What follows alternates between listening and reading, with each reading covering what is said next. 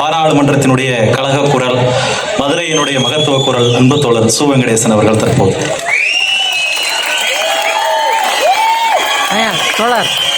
அவர் உட்கார சொல்லுங்க.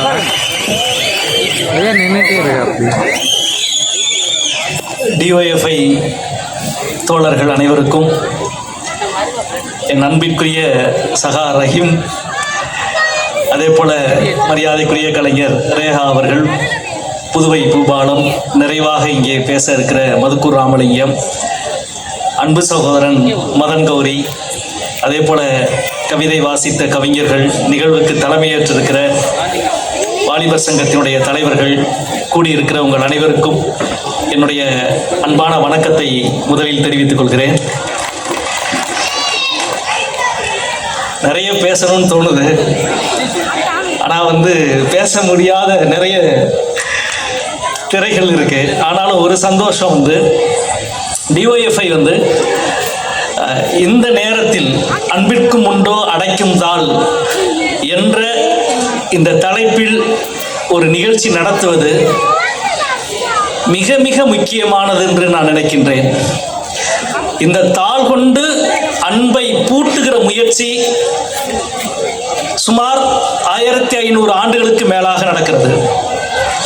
சாதிய சக்திகள், மதவாத சக்திகள், ஆதிக்க சக்திகள் செல்வத்தின் மீது நின்று, பணத்தின் மீது நின்று, அதிகாரத்தின் மீது நின்று தொடர்ந்து அன்பை உள்ளே வைத்து இறுக்கி பூட்டி தாளிட்டு விட முடியும் என்ற 1500 2000 ஆண்டுகளாக முயற்சி செய்து கொண்டே இருக்கிறார்கள்.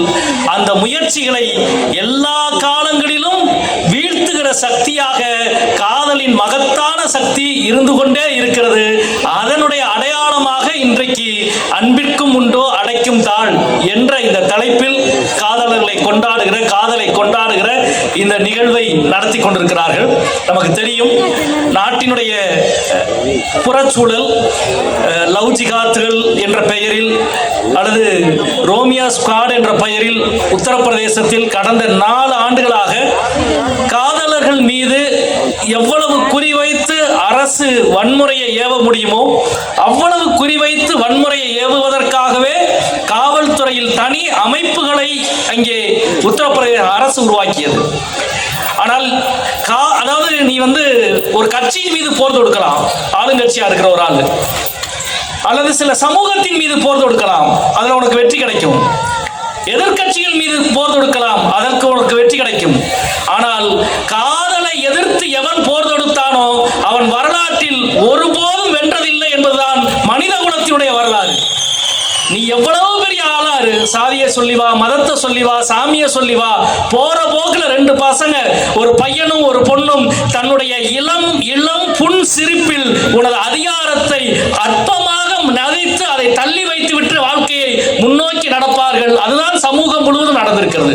இங்கே மதன் கௌரி மதுரையினுடைய வரலாற்றை பற்றி சொன்னார்.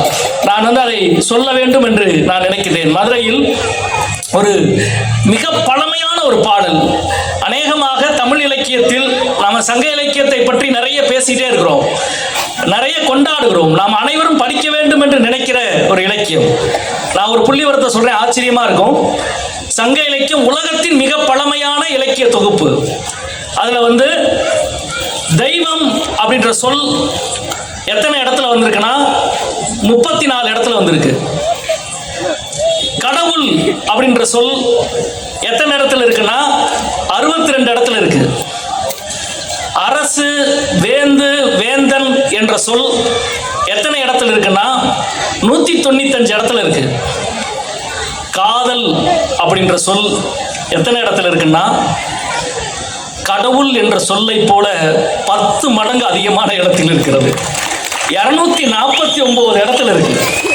சங்க இலக்கியம் எங்கள் இலக்கியம் என்று நாங்கள் நெஞ்சில் தூக்கி வைத்து கொண்டாடுவது இந்த உலகத்துக்கு காதலை பறைசாற்றிய, இயற்கையினுடைய நியதியை பறைசாற்றிய இலக்கியமாக சங்க இலக்கியம் இருக்கிறது என்பதுதான்.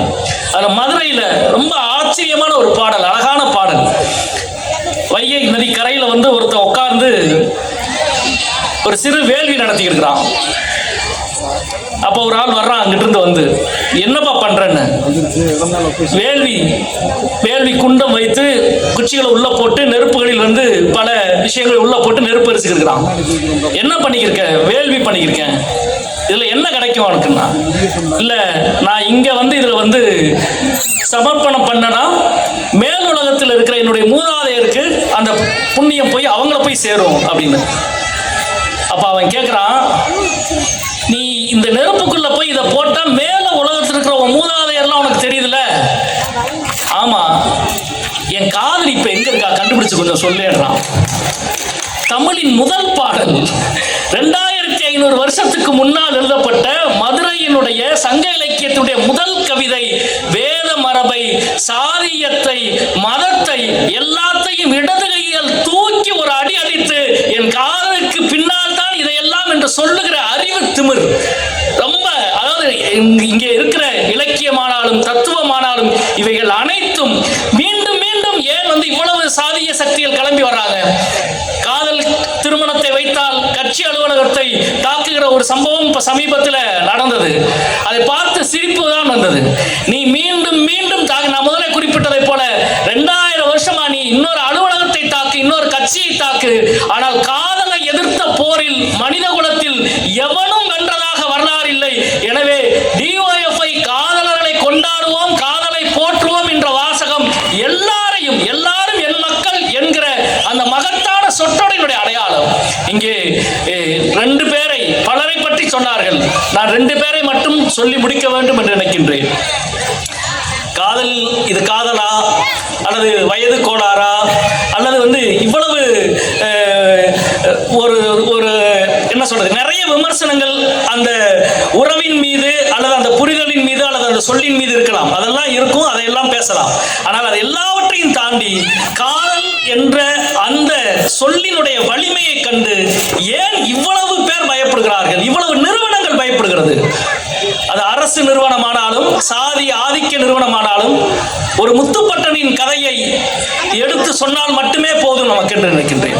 ஒரு பட்டர் சமூகத்திலே உயர்ந்த சாதியிலே பிறந்த ஒருவனுக்கும் ஒரு அருந்ததியர் சமூகத்திலே பிறந்த ஒரு பெண்ணுக்கும் நடுவிலே நடக்கிற ஒரு காதல், அரசன் மறைஞ்சிட்டான், ஆதிக்கத்தில் இருந்தவன் எல்லாம் மறைஞ்சிட்டான். ஆனால் 500 ஆண்டுகளாக இன்றைக்கும் மதுரையின் தென் மாவட்டங்களின் ஏதோ ஒரு கிராமத்தில் இசைக்கப்படுகிற கதையாக, நினைவூட்டப்படுகிற வரலாறாக முத்துப்பட்டனின் கதை இருக்கிறது என்றால் உங்களது சாதியத்தை விட எவ்வளவு வலிமையானதாக காதல் என்ற ஆற்றல் இருந்து கொண்டே இருக்கிறது என்பதை நாம் பார்க்கிறோம். இங்கே சொன்னாங்க ஜென்னியை பற்றி, மார்க்ஸை பற்றி. ஜென்னியினுடைய வாழ்க்கையை படிக்கிற பொழுது எவ்வளவு உழைத்துக் கொண்டிருந்தாலும் மார்க்ஸ் என்ற மனிதனின் மீது அவருக்கு இருந்த காதலினுடைய வலிமை தெரியும். அதே போல இங்கே நான் மதுரையில இருந்து பேசுவதால் சொல்கிறேன், மனோகர் தேவதாஸ், மதுரையினுடைய அடையாளமான தமிழகத்தினுடைய மகத்தான ஓவியர் மனோகர் தேவதாஸ், அவருடைய வாழ்க்கை வரலாறை இங்க இருக்கிற நண்பர்கள் வாய்ப்பு இருந்தால் தயவு செய்து அவசியம் எடுத்து படியுங்கள். அவருடைய மதுரை நினைவுகள் என்ற நூலும் சரி, அவருடைய வாழ்க்கை நூலும். மகிமா என்ற பெண்ணை காதலித்து மணந்து கொள்கிறார். ஒரு 30 ஆண்டுகளுக்கு பிறகு அவ்வளவு மகிழ்ச்சியான ஒரு காதல் வாழ்க்கையை அவர்கள் வாழ்கிறார்கள். 30 ஆண்டுகளுக்கு பிறகு கொடைக்கானல் போயிட்டு வர்ற பொழுது ஒரு சாலை விபத்தில் மகிமாவினுடைய இடுப்புக்கு கீழே இருக்கிற எந்த உறுப்புகளும் வேலை செய்யாமல் படுத்த படுக்கையாக மாறுகிறார் மகிமா. 30 வயதுகளில் நடந்த அந்த விபத்து, அதுக்கு பிறகு அவர்கள் மகிமா இறக்கிற பொழுது அநேகமாக ஒரு 70 வயசு இருக்கும் நினைக்கிறேன், 68-70 வயசு இருக்கும். அடுத்த 40 ஆண்டுகள் அந்த மகிமாவை மனோகர் தேவதாஸ் எப்படி பார்த்து கொண்டான் என்பது காதலினுடைய உச்சம் என்று எனக்கு தோன்றியது. அவன் வந்து தன்னுடைய கல்லூரி காலங்களில் 2 பேரும் சேர்ந்து திரைப்படங்களுக்கு போனது, நாடகத்துக்கு போனது, இசையை பற்றி பேசியது, அரசியல் தலைவர்களை பற்றி பேசி எல்லாவற்றையும் பேசி அவ்வளவு சந்தோஷமாக கொண்டாடுகிற அந்த காதலர்கள் 30 வயதுக்கு பிறகு மகிமாவுக்கு வந்து விபத்தால் அவர்களால் எழுந்தே நடக்க முடியல. அடுத்த 40 ஆண்டுகள் அவர்கள் படுத்த படுக்கையாகத்தான் வாழ்கிறார்கள். மீது கொண்டிருந்த காதல் இன்றைக்கு நம்முடைய சமகாலத்தில் நான் இங்கே எல்லோரும் வாசிக்க வேண்டிய ஒரு நூலாக, தெரிந்து கொள்ள வேண்டிய ஒரு மனிதராக அது இருக்க வேண்டும் என்று நான் நினைக்கிறேன். நான் போய் வந்து மனோகர் தேவதாஸை பார்த்தேன். மகிமா அவருடைய கல்லறைக்கு நான் கூட்டு போறேன் வா என்று என்னை கூட்டு போனார். கூட்டு போய் அந்த கல்லறையை காட்டினாரு. வந்து கிறிஸ்துவ முறைப்படி உருவாக்கப்பட்ட ஒரு கல்லை, நடுவில் சிலுவை இருந்தது. நான் முதல்ல பார்த்துட்டு சிலுவை இருந்ததுன்னு நின்றுக்கிட்டேன். அவர் வந்து அந்த சிலுவைக்கு நடுவில் தொட்டு பாருன்னாரு. நான் சிலுவைக்கு நடுவில் தொட்டு பார்த்தேன். சிலுவைக்கு நடுவில் ஒரு குழி இருந்தது. என்ன அப்படின்னு, நான் இறந்தா என்னை எரிச்சிட்டு என்னுடைய சாம்பலை அந்த குழியில தான் போடணும்னு சொல்லியிருக்கிறேன் சுவே அப்படின்னாரு. அதாவது வந்து ஒரு மனிதன் வந்து காதலினுடைய முழு பரிமாணத்தை, ஏன்னா கலையும் இலக்கியத்தை ஏன் நம்ம சொல்லிக்கிட்டே இருக்கிறோம்னா அதனுடைய முழு பரிமாணத்தை, அது வந்து எந்த புத்தகமானாலும் சரி, நீங்க வந்து வள்ளுவரை பார்க்கிற, வள்ளுவனுடைய படத்தை பார்க்கிற பொழுதெல்லாம் வந்து வருகிற ஆதங்கம் தான். ஒரு சன்னியாசியை போல காவி உடையிலே அல்லது வந்து வேறொரு உடையிலே சன்னியாசி கோலத்தை வள்ளுவருக்கு நம்முடைய சித்திரக்காரர்கள் உருவாக்கிட்டாங்க. தமிழில் இதுவரை எழுதப்பட்ட மகத்தான காதல் கவிதைகள் 100 தொகுத்தால் அதில் 50க்கும் மேற்பட்ட காதல் கவிதை எழுதியவன் வள்ளுவனாத்தான் இருக்கும். அவன் அரசியல் தலைவன், பொருளாதார தலைவன், இரண்டையும் தாண்டி உச்சமான காதல் உணர்வுகளை பதிவு செய்த காதலன் வள்ளுவன். எனவே எல்லாவற்றையும் தூக்கி சுமக்கிற, எல்லாவற்றையும் அறிந்து கொள்ளுகிற, எல்லாவற்றினுடைய பிரதிகள் நாம் என்கிற உணர்வோடு நாம் செல்ல வேண்டியிருக்கிறது. அதுவும் குறிப்பாக இளைஞர் இயக்கம், வாலிபர் இயக்கம் நம் காதலை கொண்டாடுவது, காதலினுடைய ஆதி அலையிலே துவங்கி முருகன் வள்ளியிலே இருந்து வரிசையாக வந்து இன்றைய காலம் வரை காதலுக்கு எதிரான எல்லா சக்திகளையும் ஒற்றை சொல் கொண்டு அழைப்பதென்றால் காதலுக்கு எதிரான எல்லா சக்திகளும் பிற்போக்கு சக்திகள். காதலுக்கு ஆதரவாக நிற்கிற எல்லா மனிதனும் நம்முடைய மனிதன், நம் சகோதரன், நம் தோழன். அந்த விரிந்த அணி சேர்க்கையில் சாதிய மதவாதத்துக்கு எதிரான மிகப்பெரிய அமைப்பை கட்டி எழுப்புவோம் என்று சொல்லி அன்பிற்கும் உண்டோ அடைக்கும் தாள் என்ற வாசகத்தை தமிழ்நாட்டினுடைய ஒவ்வொரு தமிழனின் இளைஞனின் நெஞ்சிலே பதிய வைக்கிற ஒரு பேரியக்கமாக இந்த இயக்கம் தொடங்கட்டும் என்று சொல்லி முடிக்கின்றேன். நன்றி, வணக்கம் நண்பர்களே. நிச்சயமாக தமிழகத்தின்